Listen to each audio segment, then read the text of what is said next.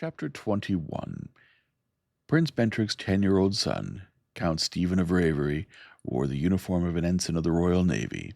He was accompanied by his tutor, an elderly navy captain. They both stopped in the doorway of Trask's suite, and the boy saluted smartly. "Permission to come aboard, sir?" he asked. "Welcome aboard, Count, Captain. Belay the ceremony and find seats. You're just in time for second breakfast." As they sat down, he aimed his ultraviolet light pencil at a serving robot. Unlike Mardukan robots, which looked like surrealist conceptions of pre-atomic armored knights, it was a smooth ovoid floating a few inches from the floor on its own contragravity. As it approached, its top opened like a bursting beetle shell, and hinged trays of food swung out. The boy looked at it in fascination. "Is that a Sword World robot, sir? Or did you capture it somewhere?" "It's one of our own." He was pardonably proud. It had been built on Tanith the year before. Has an ultrasonic dishwasher underneath, and it does some cooking on top, at the back. The elderly captain was, if anything, even more impressed than his young charge. He knew what went into it, and he had some conception of the society that would develop things like that. "I take it you don't use many human servants with robots like that?" "Not many. We're all low-population planets, and nobody wants to be a servant." "We have too many people on Marduk, and all of them want soft jobs as noble servants," the captain said. "Those that want any kinds of jobs." "You need all your people for fighting men, don't you?" the boy count asked. "Well, we need a good many. The smallest of our ships will carry 500 men, most of them around 800. The captain lifted an eyebrow. The complement of the Victrix had been 300, and she'd been a big ship. Then he nodded. "Oh, of course, most of them are ground fighters." That started Count Stephen off. Questions about battles and raids and booty and the planets Trask had seen. "I wish I were a space Viking." "Well, you can't be, Count Ravery. You're an officer of the Royal Navy. You're supposed to fight space Vikings." "I won't fight you." "You'd have to if the king commanded," the old captain told him. "No, Prince Trask is my friend. He saved my father's life." "And I won't fight you either, Count. We'll make a lot of fireworks, and then we'll each go home and claim victory. How would that be?" "I've heard of things like that," the captain said. "We had a war with Odin 70 years ago that was mostly that sort of battles." "Besides, the king is Prince Trask's friend, too," the boy insisted. "Father and Mummy heard him say so right on the throne. Kings don't lie when they're on the throne, do they?" "Good kings don't," Trask told him. "Ours is a good king," the young Count of Ravery declared profoundly. "I would do anything my king commanded, except fight Prince Trask. My house owes Prince Trask a debt." Trask nodded approvingly. "That's the way a Sword World noble would talk, Count Stephen." The Board of Inquiry that afternoon was more like a small and very sedate cocktail party. An Admiral Schefter, who seemed to be very high brass, presided while carefully avoiding the appearance of doing so.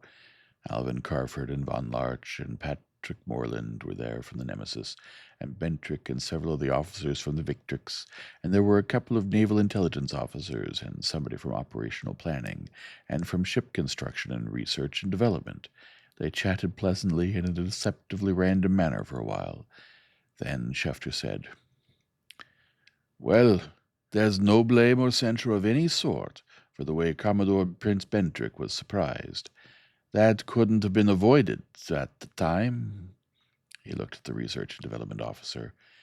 "It shouldn't be allowed to happen many more times, though." "Not many more, sir. I'd say it'll take my people a month, and then the time it'll take to get all the ships equipped as they come in." Ship construction didn't think that would take too long. "We'll see to it that you get full information on the new submarine detection system, Prince Trask," the Admiral said. "You gentlemen understand you'll have to keep it under your helmets, though," one of the intelligence men added. "If it got out, we were informing space Vikings about our technical secrets. He felt the back of his neck in a way that made Trask suspect that beheadment was the customary form of execution on Marduk. "We'll have to find out where the fellow has his base," operational planning said. "I take it, Prince Trask, that you're not going to assume that he was on his flagship when he blew it, and just put paid to him and forget him?" "Oh, no. I'm assuming that he wasn't. I don't believe he and Orm went anywhere on the same ship after he came out here and established a base. I think one of them would stay home all the time." "Well, we'll give you everything we have on them," Schefter promised. "Most of that is classified, and you'll have to keep quiet about it, too. I just skimmed over the summary of what you gave us. I dare say we'll both get a lot of new information. Have you any idea at all where he might be based, Prince Trask?" "Only that we think it's a non-Terra-type planet." He told them about Dunnan's heavy purchases of air and water recycling equipment and carniculture and hydroponic material. That, of course, helps a great deal. "Yes, there are only about 5 million planets in the former Federation's base volume that are inhabitable in artificial environment, including a few completely covered by seas, where you could put in an underwater dome if you had the time and material." One of the intelligence officers had been nursing a glass with a tiny remnant of cocktail in it. He downed it suddenly, filled the glass again, and glowered at it in silence for a while. Then he drank it briskly and refilled it. "What I should like to know," he said, "is how this double obscenity of a Dunnan knew we'd have a ship on Adhomla just when we did," he said. "Talking about underwater dome cities reminded me of it. I don't think he just pulled that planet out of a hat and then went there prepared to sit on the bottom of the ocean for a year and a half, waiting for something to turn up. I think he knew the Victrix was coming to Adhomla, and just about when." "I don't like that, Commodore," Schefter said. "You think I do, sir?" the intelligence officer countered. "There it is, though. We all have to face it." "We do," Schefter agreed. "Get on it, Commodore. And I don't need to caution you to screen everybody you put onto it very carefully." He looked at his own glass. It had a bare thimbleful in the bottom. He replenished it slowly and carefully. "It's been a long time since the Navy's had anything like this to worry about." He turned to Trask. "I suppose I can get in touch with you at the palace whenever I must?" "Well, Prince Trask and I have been invited as house guests at Prince Edvard's. Baron Cragdale's hunting lodge," Bendrick said. "We'll be going there directly from here." "Ah," Admiral Schefter smiled slyly. Beside not having 3 horns and a spiked tail, this space Viking was definitely persona grata with the royal family. "Well, we'll keep in contact, Prince Trask." The hunting lodge where Crown Prince Edvard was simple Baron Cragdale lay at the head of a sharply sloping mountain valley down which a river tumbled. Mountains rose on either side in high scarps, some topped with perpetual snow, glaciers curling down from them. The lower ranges were forested, as was the valley between, and there was a red mauve alpine glow on the great peak that rose from the head of the valley. For the first time in over a year, Elaine was with him, silently clinging to him to see the beauty of it through his eyes. He had thought that she had gone from him forever. The hunting lodge itself was not quite what a sword-worlder would expect a hunting lodge to be. At first sight, from the air, it looked like a sundial, a slender tower rising like a gnomon above a circle of low buildings and formal gardens. The boat landed at the foot of it, and he and Prince and Princess Bentrick and the young Count of Ravery and his tutor descended. Immediately they were beset by a flurry of servants. The second boat, with the Bentrick servants and their luggage, was circling in to land. Elaine, he discovered, wasn't with him any more. And then he was separated from the Bentricks and was being floated up an inside shaft in a lifter car. More servants installed him in his rooms, unpacked his cases, drew his bath, and even tried to help him take it, and fussed over him while he dressed. There were over a score for dinner. Bentrick had warned him that he'd find some odd types. Maybe he meant that they wouldn't all be nobles. Among the commoners there were some professors, mostly social sciences, a labor leader, a couple of representatives, and a member of the Chamber of Delegates, and a couple of social workers, whatever that meant. His own table companion was Lady Valerie Alvarath. She was beautiful, black hair and almost startlingly blue eyes, a combination unusual in the sword worlds, and she was intelligent, or at least cleverly articulate. She was introduced as the lady companion of the Crown Prince's daughter. When he asked where the daughter was, she laughed. "She won't be entertaining space Vikings for a long time, Prince Trask. She is precisely 8 years old. I saw her getting ready for bed before I came down here. I'll look in on her after dinner." Then the Crown Princess Melody, on his other hand, asked him some question about Sword World court etiquette. He stuck to generalities and what he could remember from a presentation at the court of Excalibur during his student days. These people had a monarchy since before Graham had been colonized. He wasn't going to admit that Graham's had been established since he went off-planet. The table was small enough for everybody to hear what he was saying and to feed questions to him. It lasted all through the meal, and continued when they adjourned for coffee in the library. "But what about your form of government, your social structure, that sort of thing?" Somebody, impatient with the artificialities of the court, wanted to know. "Well, we don't use the word government very much," he replied. "We talk a lot about authority and sovereignty, and I'm afraid we burn entirely too much powder over it. But government always seems to us like sovereignty interfering in matters that don't concern it. As long as sovereignty maintains a reasonable semblance of good public order and makes the more serious forms of crime fairly hazardous for the criminals, we are satisfied." "But that's just negative. Doesn't the government do anything positive for the people?" He tried to explain the Sword World feudal system to them. It was hard, he found, to explain something you have taken for granted all your life to somebody who is quite unfamiliar with it. "But the government, the sovereignty, since you don't like the other word, doesn't do anything for the people," one of the professors objected. "It leaves all the social services to the whim of the individual lord or baron." "And the people have no voice at all. Why, that's tyranny," a professor assemblyman added. He tried to explain that the people had a very distinct and commanding voice, and that barons and lords who wanted to stay alive listened attentively to it. The assemblyman changed his mind. That wasn't tyranny. It was anarchy. And the professor was still insistent about who performed the social services. "If you mean schools and hospitals and keeping the city clean, the people do that for themselves. The government, if you want to think of it as that, just sees to it that nobody's shooting at them while they're doing it." "That isn't what Professor Pulwell means, Lucas. He means old age pensions," Prince Bendrick said, "like this thing Zaspar McCann's whooping for." He'd heard about that on the voyage from Alhumla.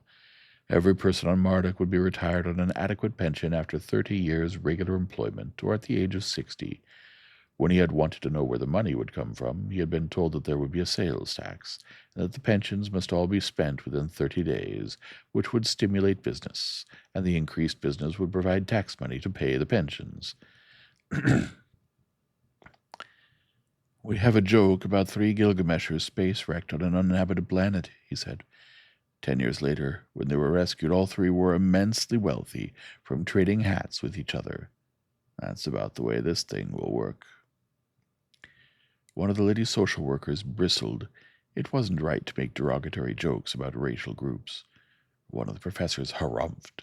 Wasn't a parallel at all. The self-sustaining rotary pension plan was perfectly feasible. With a shock, Trask recalled that he was a professor of economics. Alvin Carford wouldn't need any 20 ships to loot Marduk. Just infiltrate it with about 100 smart confidence men, and inside a year they'd own everything on it.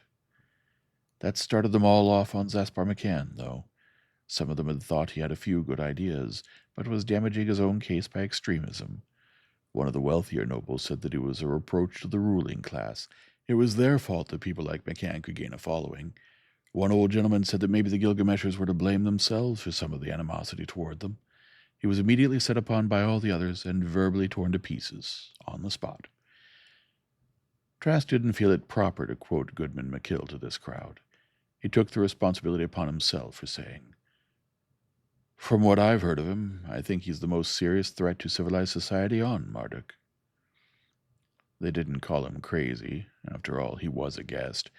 But they didn't ask him what he meant, either. They merely told him that McCann was a crackpot with a contemptible following of half-wits, and just wait till the election and see what happened. I'm inclined to agree with Prince Trask, Bendrick said soberly, and I'm afraid the election results will be a shock to us, not to McCann. He hadn't talked that way on the ship. Maybe he'd been looking around and doing some thinking since he got back. He might have been talking to Goodman McKill, too. There was a screen in the room. He nodded toward it. He's speaking at the rally of the People's Welfare Party at Dreblin now. May I put it on to show you what I mean? When the Crown Prince assented, he snapped on the screen and twiddled at the selector. A face looked out at it. The features weren't Andre Dunnan's. The mouth was wider, the cheekbones broader, the chin more rounded, but his eyes were Dunnan's, as Trask had seen them on the terrace of Carville House.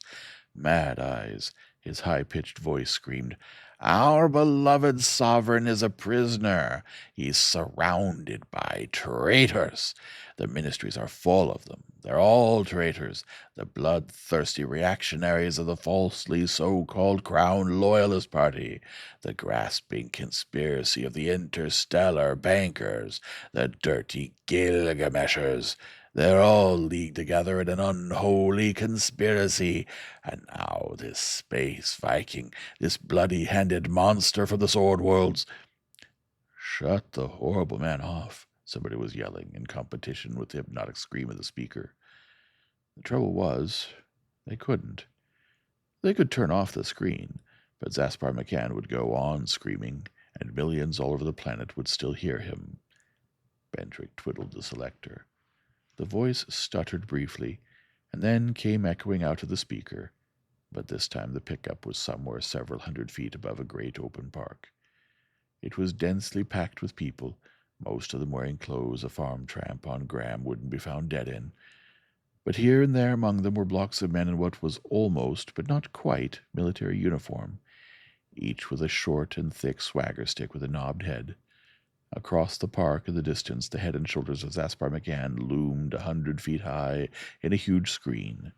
Whenever he stopped for breath, a shout would go up, beginning with the blocks of uniformed men. "McCann! McCann! McCann the leader! McCann to power!" "You even let them have a private army?" he asked the Crown Prince. "All those silly buffoons and their musical comedy uniforms," the Crown Prince shrugged. "They aren't armed." "Not visibly," he granted. "Not yet. I don't know where they'd get arms." "No, Your Highness," Prince Bendrick said. "Neither do I. That's what I'm worried about." End of Chapter 21. Chapter 22. He succeeded the next morning in convincing everybody that he wanted to be alone for a while, and was sitting in a garden watching the rainbows in the midst of a big waterfall across the valley. Elaine would have liked that, but she wasn't with him now. Then he realized that somebody was speaking to him in a small, bashful voice. He turned and saw a little girl in shorts and a sleeveless jacket, holding in her arms a long-haired blonde puppy with big ears and appealing eyes. "Hello, both of you," he said. The puppy wriggled and tried to lick the girl's face. "Don't, Mopsy. We want to talk to this gentleman," she said. "Are you really and truly the Space Viking?" "Really and truly.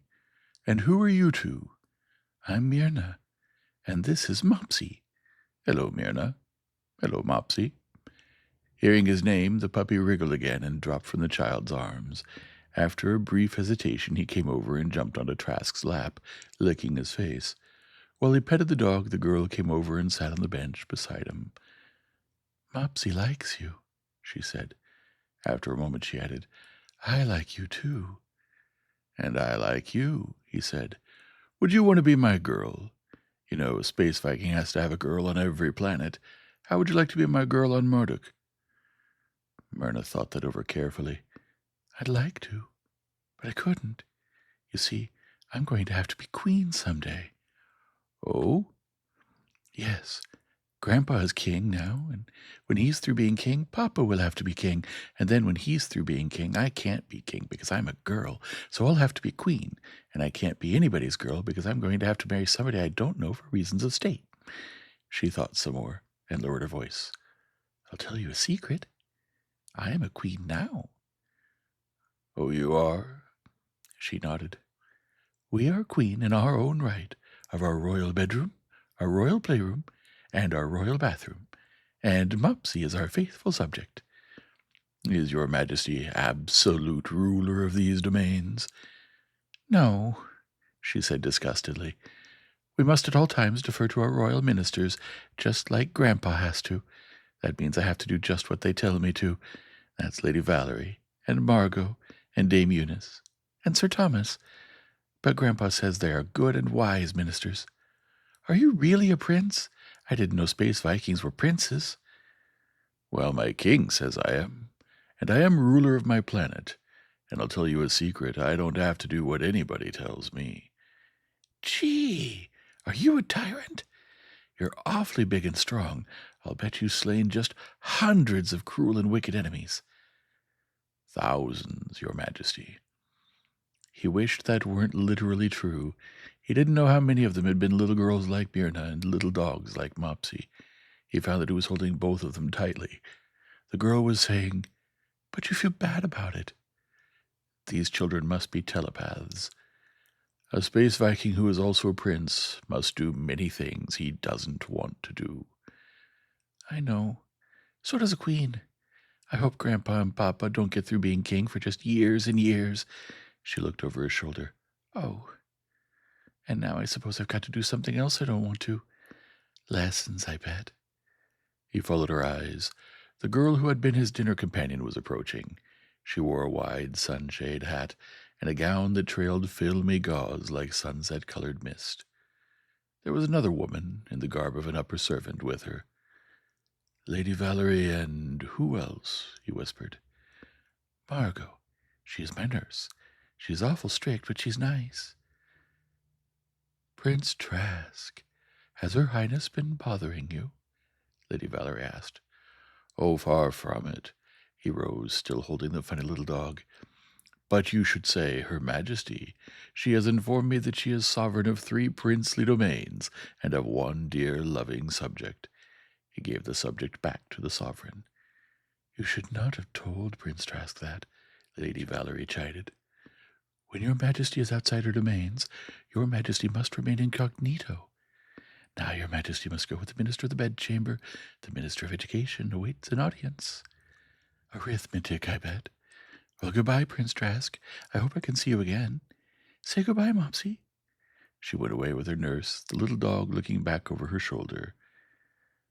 I came out to enjoy the gardens alone, he said, and now I find I'd rather enjoy them in company, if your ministerial duties do not forbid. Could you be the company? But gladly, Prince Trask. Her Majesty will be occupied with serious affairs of state. Square root. Have you seen the grottos? They're down this way. That afternoon, one of the gentlemen attendants caught up with him.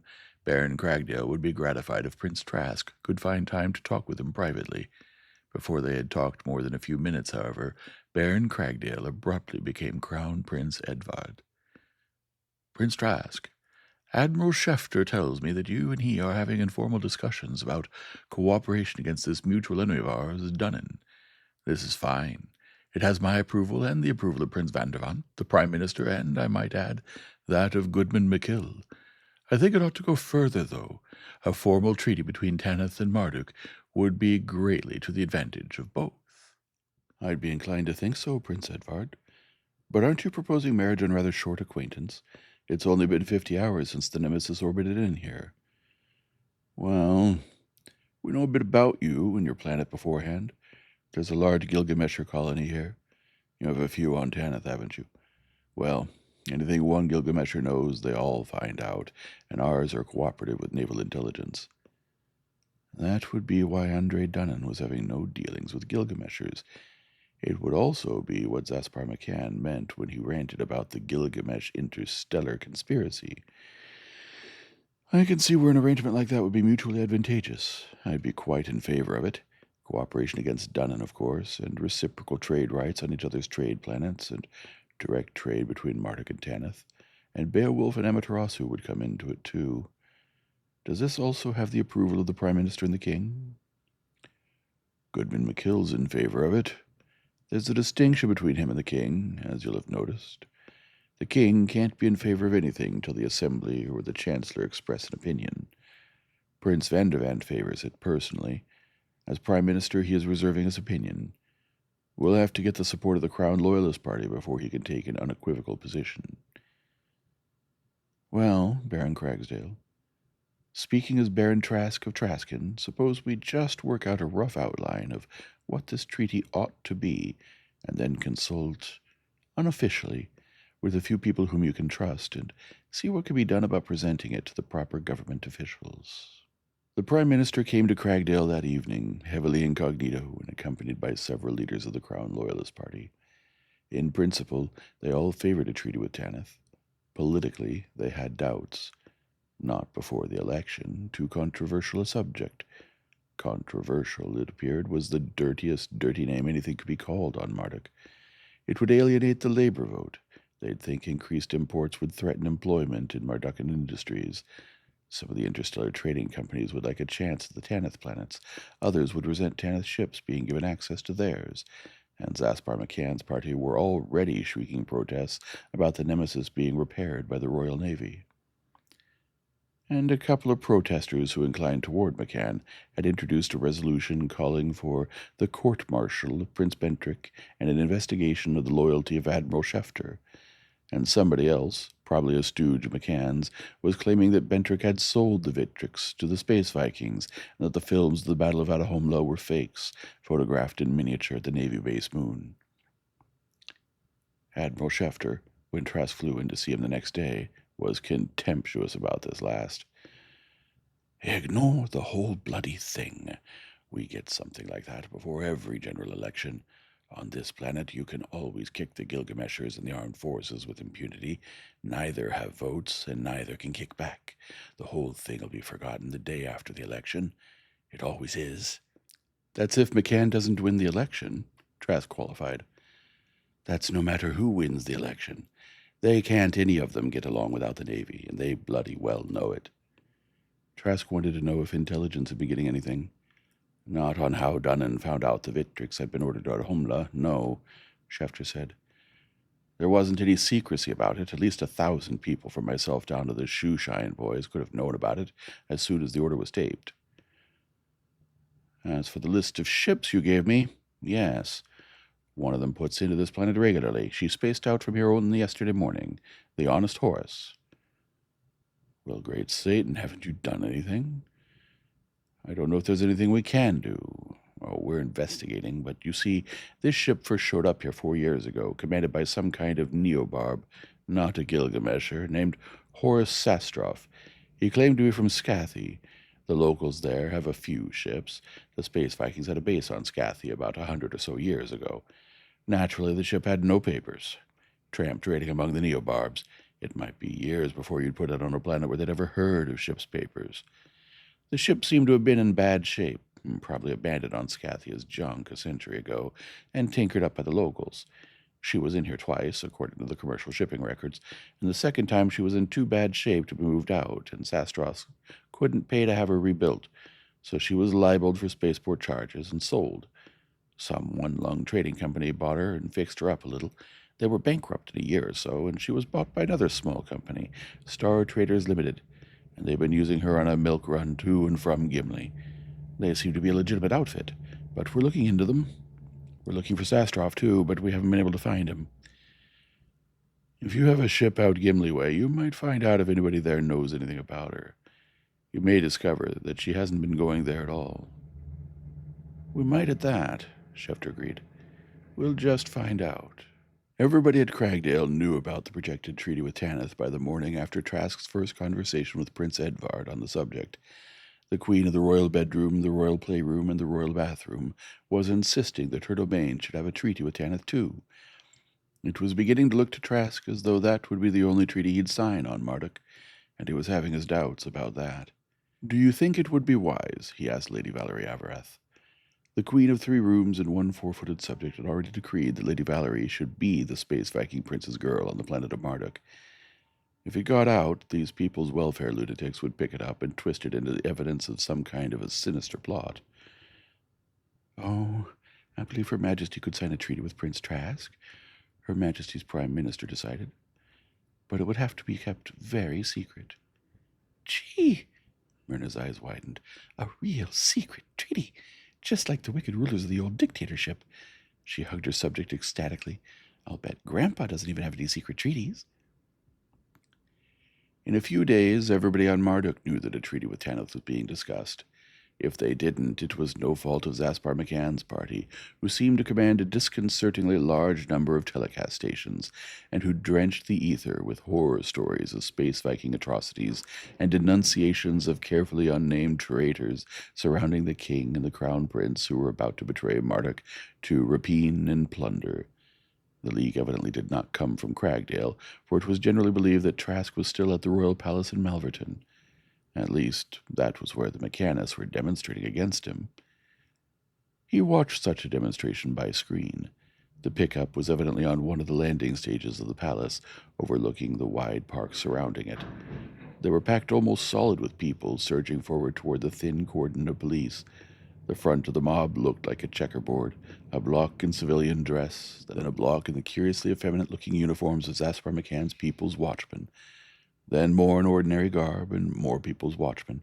Over the heads of the crowds, at intervals, floated small contragravity lifters on which were mounted the amplifiers that were bellowing, "Space Viking, go home! Space Viking, go home!"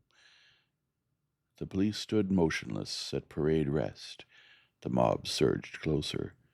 When they were 50 yards away, the blocks of People's Watchmen ran forward, then spread out until they formed a line 6 deep across the entire front. Other blocks from the rear pushed the ordinary demonstrators aside and took their place.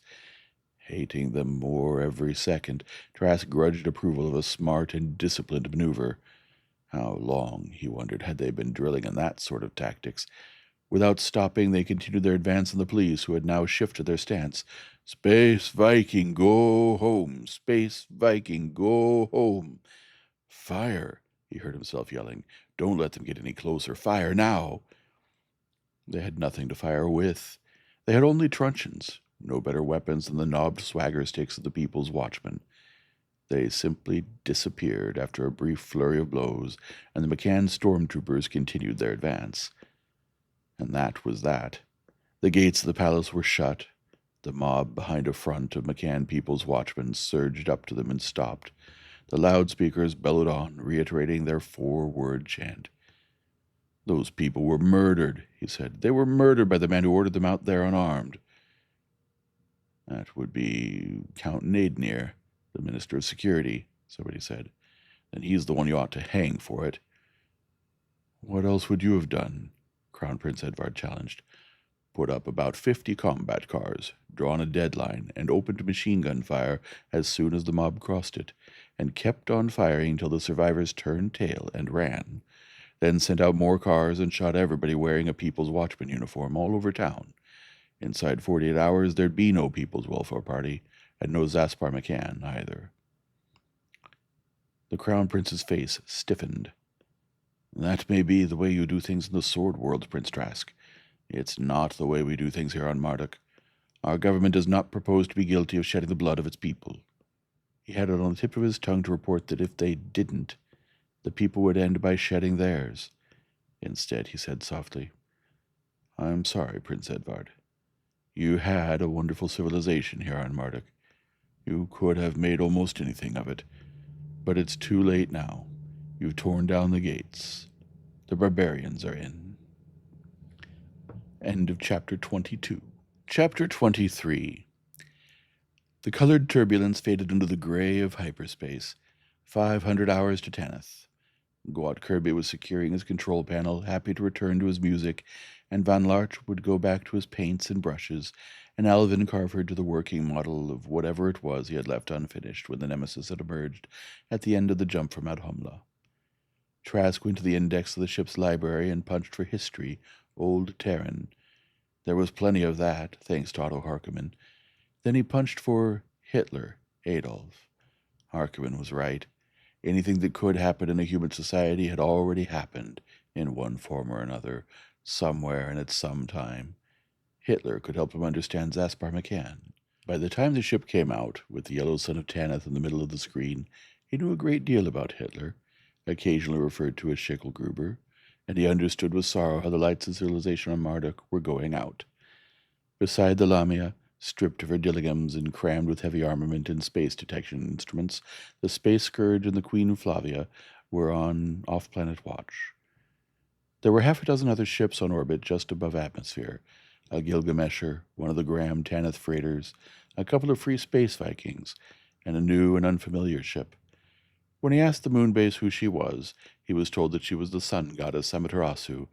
That was, by almost a year, better than he had expected of them. Otto Harkonnen was out in the Coruscant raiding and visiting the trade planets. He found his cousin, Nikolai Trask, at Rivington. When he inquired about Traskin, Nikolai cursed. I don't know anything about Traskin. I haven't anything to do with Traskin anymore. Traskin is now the personal property of our well-loved, very well-loved Queen Evita. The Trasks don't own enough land on Graham now for a family cemetery. You see what you did? He added bitterly.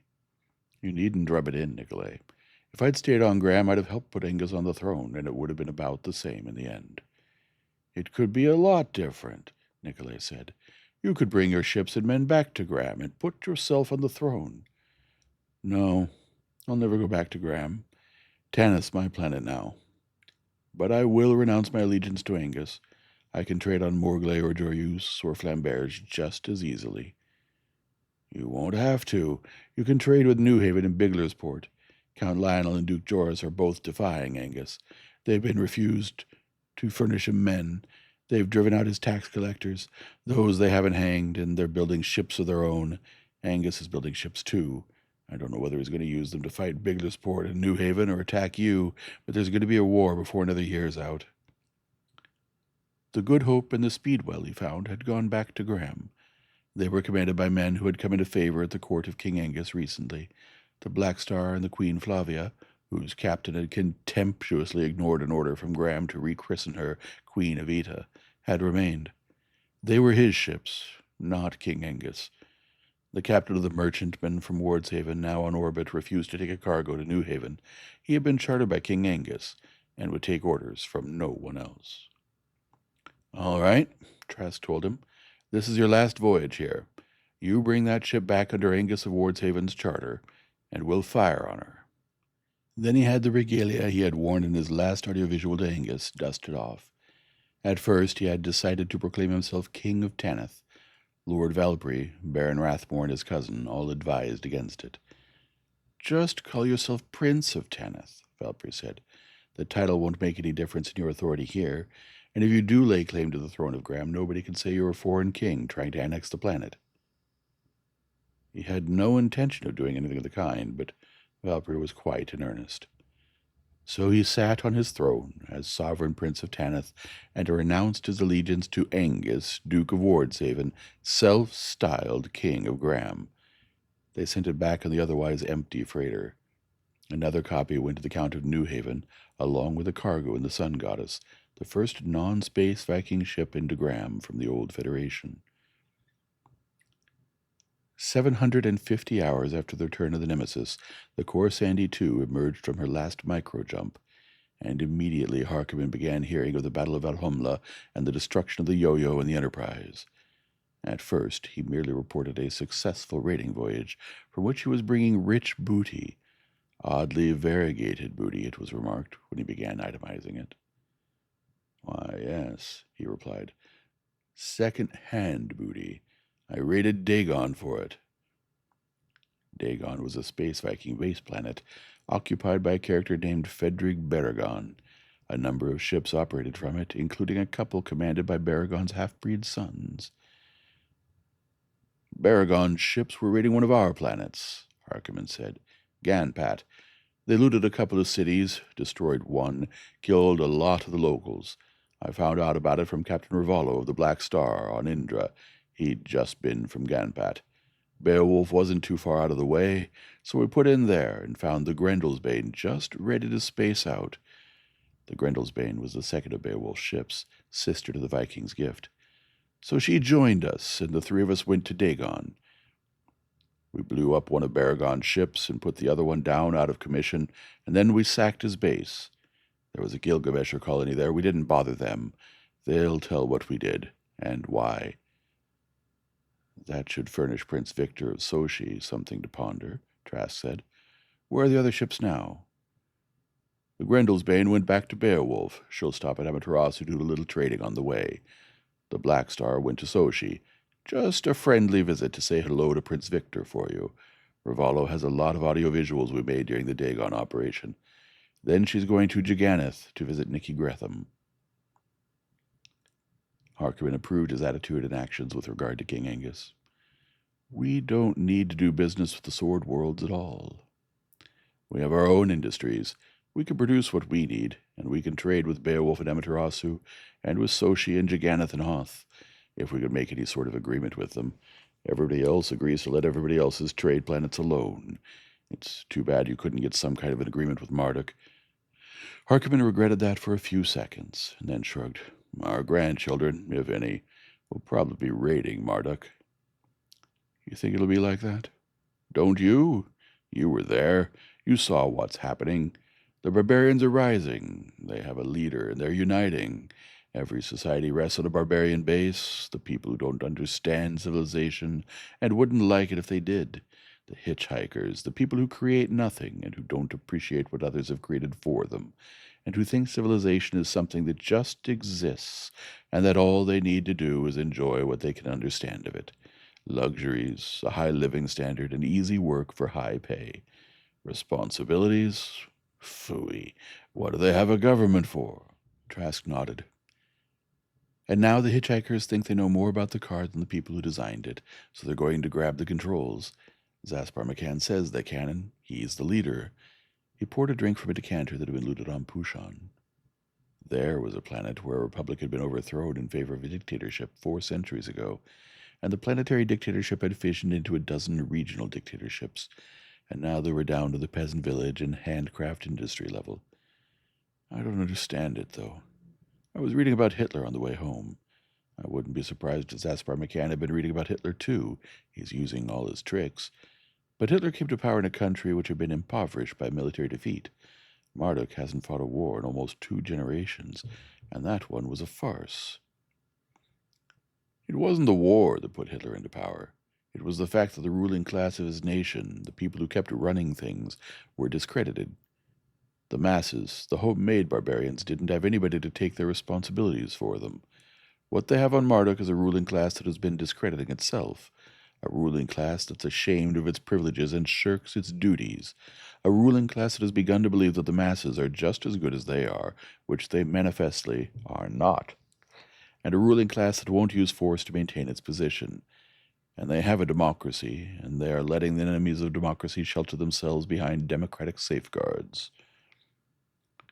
We don't have any of this democracy in the sword worlds, if that's the word for it, he said.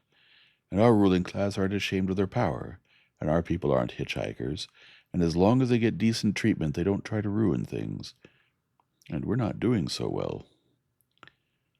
The Morglay dynastic war of a couple of centuries ago, still sputtering and smoking, the Oscarson-Elmerson war on Durendal, into which Flamberge, now Joyeuse, had intruded, and the situation on Graham, fast approaching critical mass. Harkonnen nodded agreement. You know why? Our rulers are the barbarians among us. There isn't one of them, Napoleon of Flamberge, Rodolph of Excalibur, or Angus of about half of Graham, who is devoted to civilization or anything else outside himself, and that's the mark of the barbarian. What are you devoted to, Otto? You're my chieftain. That's another mark of the barbarian. Before he had left Marduk, Admiral Schefter had ordered a ship to Gimli to check on the Honest Horus. A few men and a pinnace would be left behind to contact any ship from Tanith. He sent Boak Valkenhayn off in the Space Scourge. Lionel and New Haven's Blue Comet came in from Graham with a cargo of general merchandise. Her captain wanted fissionables and gadolinium. Count Lionel was building more ships. There was a rumor that Omfrey of Glaspeth was laying claim to the throne of Graham in the right of his great-grandmother's sister, who had been married to the great-grandfather of Duke Angus. It was a completely trivial and irrelevant claim, but the story was that it would be supported by King Conrad of Altaclear. Immediately, Baron Rathmore, Lord Valkyrie, Lothar Fail, and the other Graham people began clamoring that he should go back with a fleet and seize the throne for himself. Harkonnen, Valkenhayn, Carford, and the other space Vikings were as vehement against it. Harkonnen had lost the other Coruscandi on Durendal, to remember, and the others wanted no part in Sword World squabbles, and there was renewed agitation that he should start calling himself King of Tanith. He refused to do either, which left both parties dissatisfied, so partisan politics had finally come to Tanith. Maybe that was another milestone of progress. And there was the Treaty of Capera between the princely state of Tanith, the Commonwealth of Beowulf, and the Planetary League of Amaterasu. The Caperans agreed to allow bases on their planet, to furnish workers, and to send students to school on all three planets. Tanith, Beowulf, and Amaterasu obligated themselves to joint defense of Capera, to free trade among themselves, and to render one another armed assistance.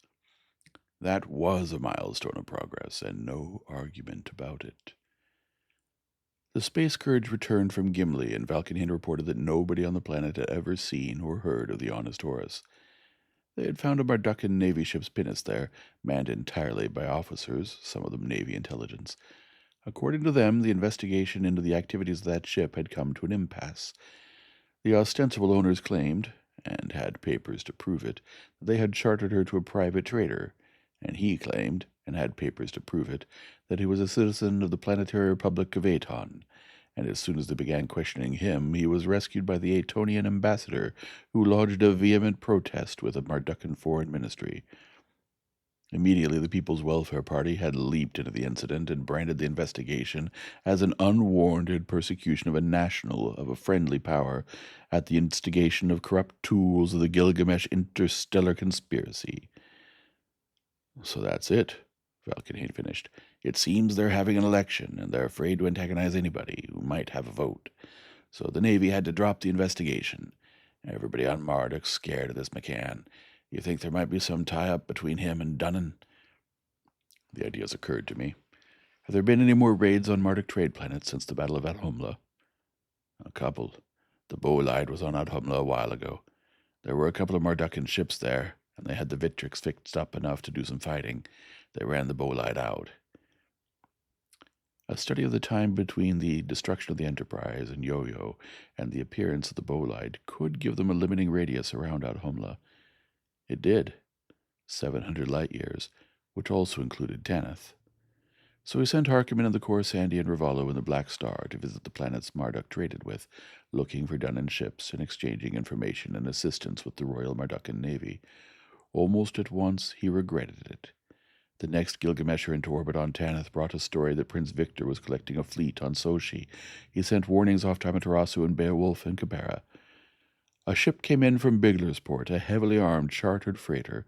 There was sporadic fighting in a dozen places on Graham now, resistance to efforts on the part of King Angus to collect taxes, and raids by unidentified persons on estates confiscated from alleged traitors and given to Garvin Spazo, who had now been promoted from Baron to Count, and Rovard Groffus was dead, poisoned, everybody said, either by Spazo or Queen Evita, or both.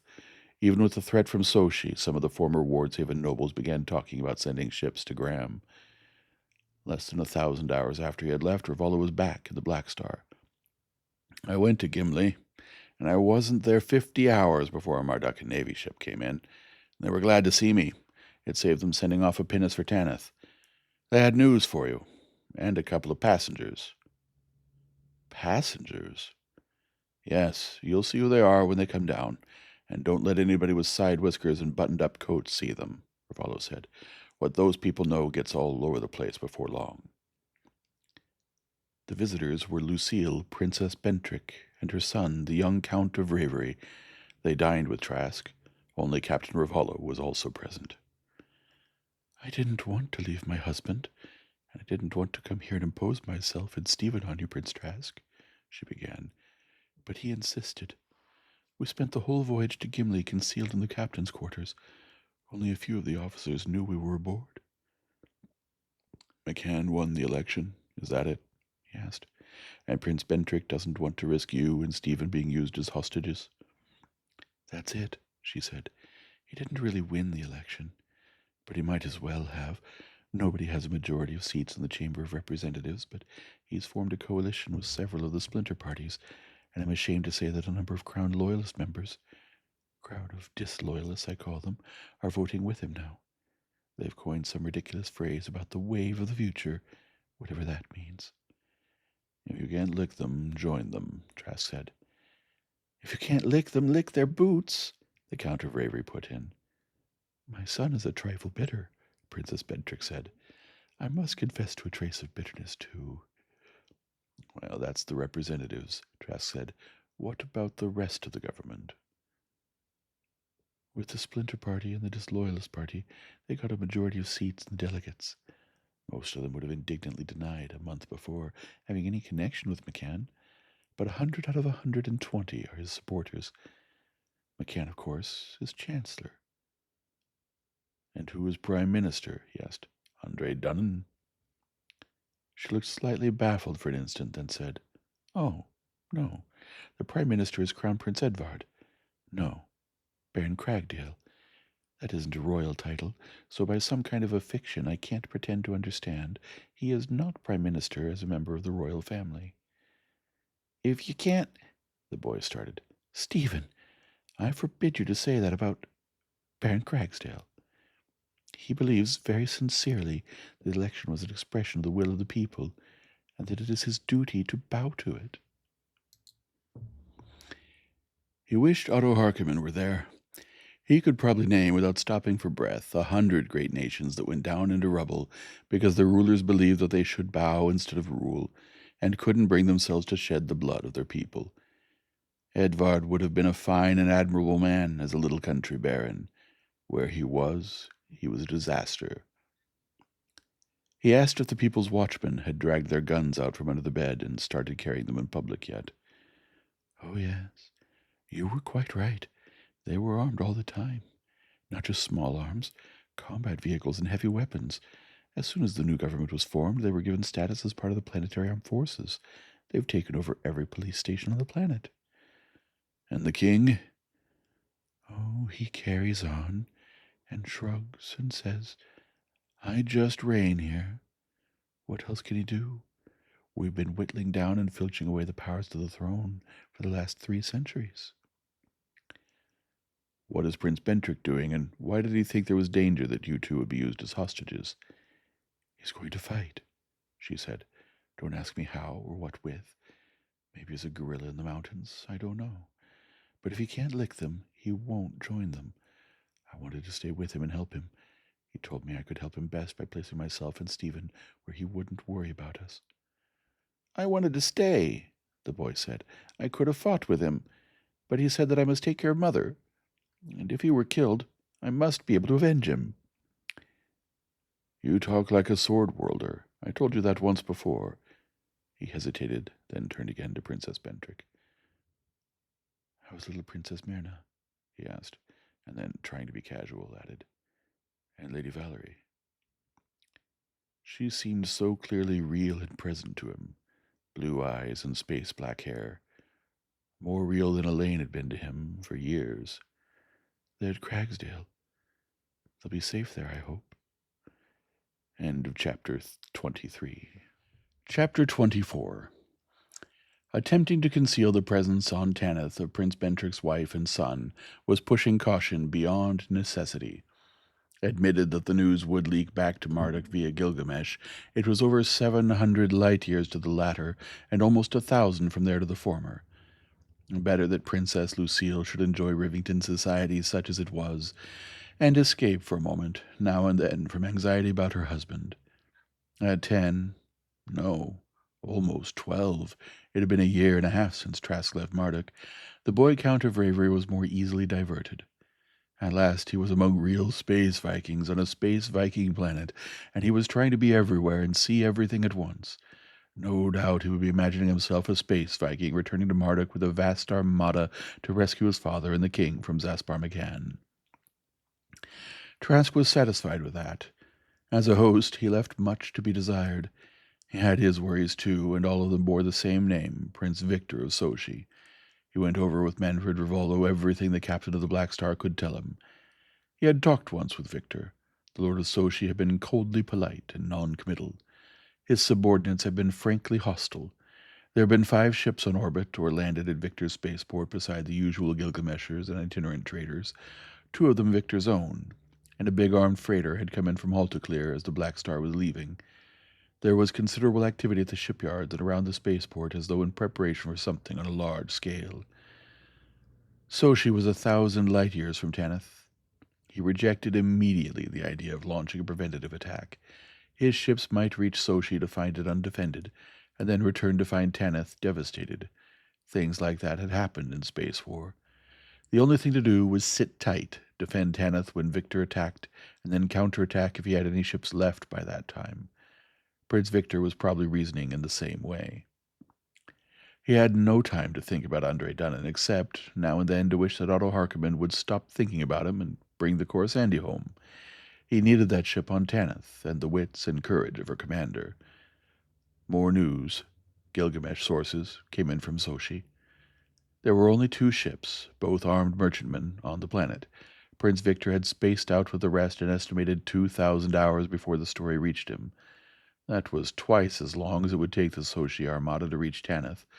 He hadn't gone to Beowulf. That was only 65 hours from Tanith, and they would have heard about it long ago. Or Amaterasu, or Capera. How many ships he had was a question. Not fewer than 5, and possibly more. He could have slipped into the Tanith system and hidden his ships on one of the outer uninhabitable planets. He sent Valkenhayn and Rivollo micro-jumping their ships from one to another to check. They returned a report in the negative. At least Victor of Sochi wasn't camped inside their own system, waiting for them to leave Tanith open to attack. But he was somewhere, and up to nothing even resembling good, and there was no possible way of guessing when his ships would be emerging on Tanith. The only thing to do was wait for him. When he did, Trask was confident that he would emerge from hyperspace into serious trouble. He had the Nemesis, the Space Scourge, the Black Star, and Queen Flavia, and the strongly rebuilt Lamia, and several independent space Viking ships, among them the damn thing of his friend Roger Van Morvelesta's son, who had volunteered to stay and help in the defense. This, of course, was not pure altruism. If Victor attacked and had his fleet blown to MC Square, Sochi would lie open and unprotected, and there was enough loot on Sochi to cram everybody's ships. Everybody's ships who had ships when the Battle of Tanith was over, of course. He was apologetic to Princess Bentrick. "I'm very sorry you jumped out of Zaspar McCann's frying pan into Prince Victor's fire," he began. She laughed at that. "I'll take my chances on the fire. I seem to see a lot of good firemen around. If there is a battle, you will see that Stephen's in a safe place, won't you?" "In a space attack, there are no safe places. I'll keep him with me." The young Count of Ravery wanted to know which ship he would serve on when the attack came. "Well, you won't be on any ship, Count. You'll be on my staff." 2 days later, the Coruscant came out of hyperspace. Harkonnen was guardedly non-committal by screen. Trask took a landing craft and went out to meet the ship. "Marduk doesn't like us anymore," Harkonnen told him. "They have ships in all their trade planets, and they have all got orders to fire on repeat any, space Vikings, including the ships of the self-styled Prince of Tanith. I got this from Captain Garave of the Vindix.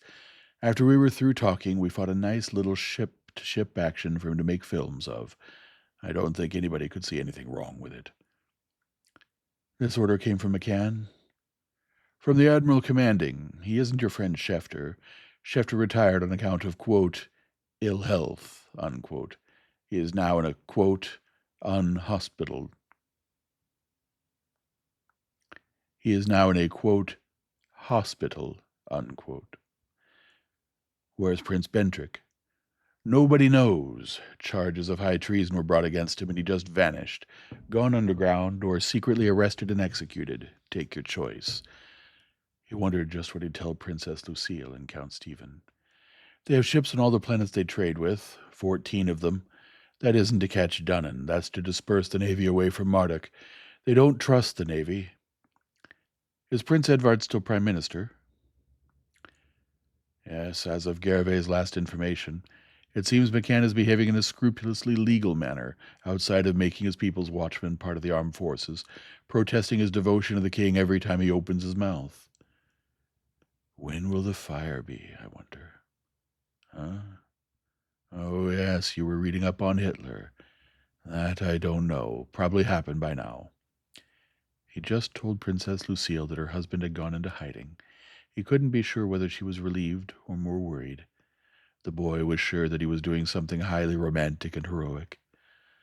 Some of the volunteers tired of waiting after another 1,000 hours and spaced out. The Viking's gift of Beowulf came in with a cargo and went on orbit after discharging it to join the watch. A Gilgamesher came in from Amaterasu and reported everything quiet there as soon as her captain had sold his cargo. With a minimum of haggling, he spaced out again. His behavior convinced everybody that the attack would come in a matter of hours. It didn't. 3,000 hours had passed since the first warning had reached Tanith. That made 5,000 since Victor's ships were supposed to have left Sochi. There were those, Boak Valkenhayn among them, who doubted now if he ever had. The whole thing's just a big Gilgamesher lie, he was declaring. Somebody, Nicky Gratham or the Everards, or maybe Victor himself paid them to tell us that, to pin our ships down here.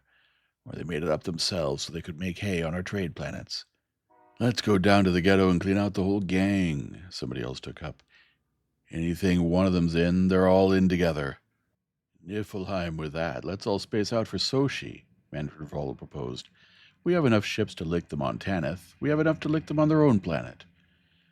He managed to talk them out of both courses of action. What was he, anyhow? Sovereign Prince of Tanith, or the non-ruling King of Marduk, or just the chieftain of a disciplineless gang of barbarians? One of the independents spaced out in disgust. The next day, 2 others came in loaded with booty from a raid on Bragi, and decided to stay around for a while and see what happened. And 4 days after that, a 500-foot hyperspace yacht bearing the Daglers and chevrons of Biglersport came in. As soon as she was out of the last microjump, she began calling by screen. Trask didn't know the man who was screening, but Hugh Rathmore did, Duke Joris, confidential secretary. Prince Trask, I must speak to you as soon as possible, he began, almost stuttering. Whatever the urgency of his mission, one would have thought that a 3,000-hour voyage would have taken some of the edge from it. It is of the first importance. You are speaking to me. This screen is reasonably secure, and if it's of the first importance, the sooner you tell me about it. Prince Trask, you must come to Graham, with every man and every ship you can command. Satan only knows what's happening there now, but 3,000 hours ago, when the Duke sent me off, Humphrey of Glaspeth was landing on Wardshaven. He has a fleet of 8 ships, furnished to him by his wife's kinsman, the King of Haltoclear. They're commanded by King Conrad's space Viking cousin, the Prince of Sochi. Then a look of shocked surprise came into the face of the man on the screen, and Trask wondered why, until he realized that he had leaned back in his chair and was laughing uproariously. Before he could apologize, the man on the screen had found his voice. I know, Prince Trask, you have no reason to think kindly of King Angus. The former King Angus, or maybe even the late King Angus, I suppose he is now, but a murderer like Humphrey of Glaspeth. It took a little time to explain the confidential secretary of the Duke of Biglersport the humor of the situation. There were others at Rivington to whom it was not immediately evident. The professional space Vikings, men like Valkenhayn and Ravallo and Elvin Carford, were disgusted. Here they'd been sitting on combat alert all these months, and if they'd only known, they could have gone to Sochi and locked it clean long ago. The Graham party were outraged. Angus of Wardshaven had been bad enough with the hereditary taint of the Mad Baron of Blackcliff and Queen of Vita and her rapacious family, but even he was preferable to a murderous villain. Some even called him a fiend in human shape, like Humphrey of Glaspeth. Both parties, of course, were positive as to where their prince's duty lay. The former insisted that everything on Tanith that could be put into hyperspace should be dispatched at once to Sochi to haul back from it everything except a few absolutely immovable natural features of the planet.